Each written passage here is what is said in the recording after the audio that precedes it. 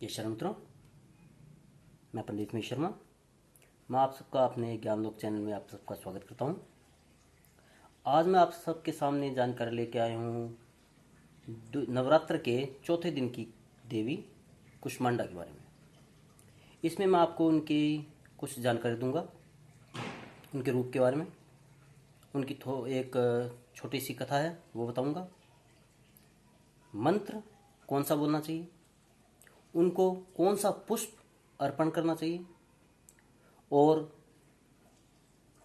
उनको भोग किसका लगाना चाहिए, इसकी जानकारी मैं आपके सामने दूंगा। तो मैं शुरू करता हूं।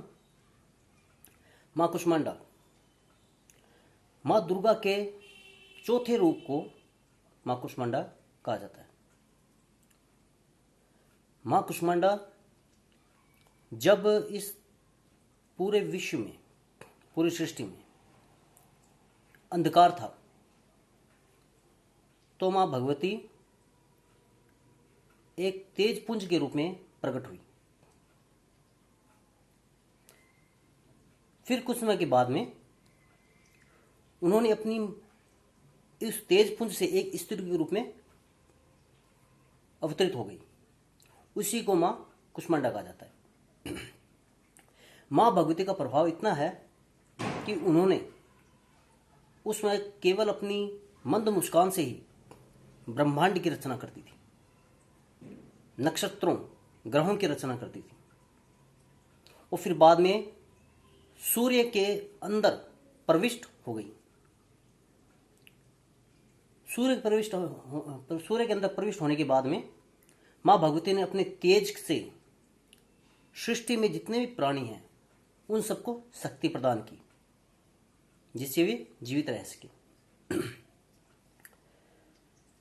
मां भगवती का तेज इतना ज्यादा तीव्र है कि उसे कोई देख नहीं सकता है।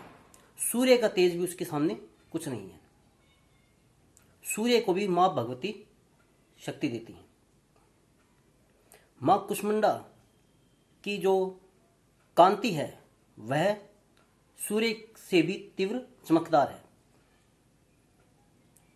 उनका तेज संपूर्ण प्राणियों में स्थित है। मां भगवती कुष्मांडा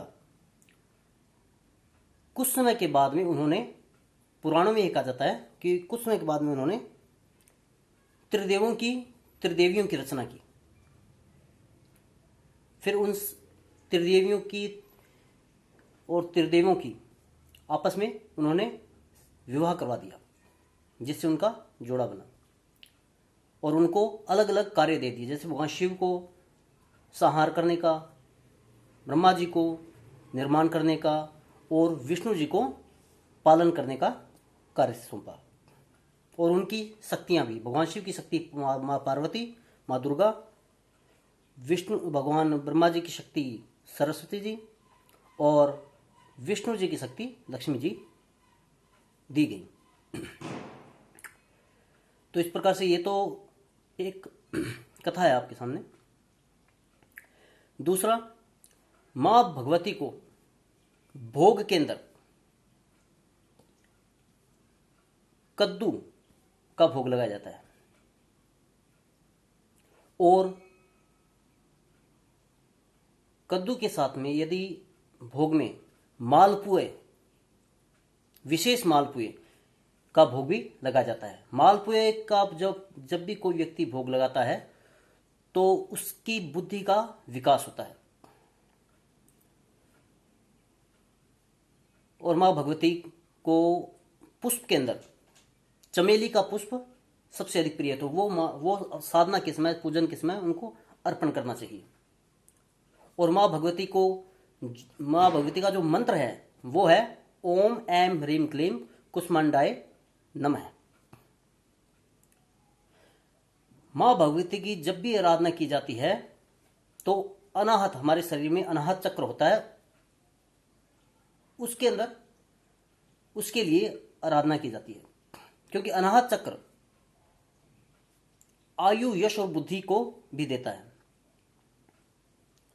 मां भगवती हर प्रकार से व्यक्ति की संपूर्ण कामनाएं पूर्ण करती हैं, उनको विजय बनाती हैं, उनके हर प्रकार के भय का नाश करती हैं। तो मित्रों, मैं ये सोचता हूँ कि आपका ये जो जानकारी मैंने दी है वो आपके लिए लाभकारी होगी। कृपया इस चैनल को सब्सक्राइब कीजिए, लाइक कीजिए और शेयर कीजिए। धन्यवाद।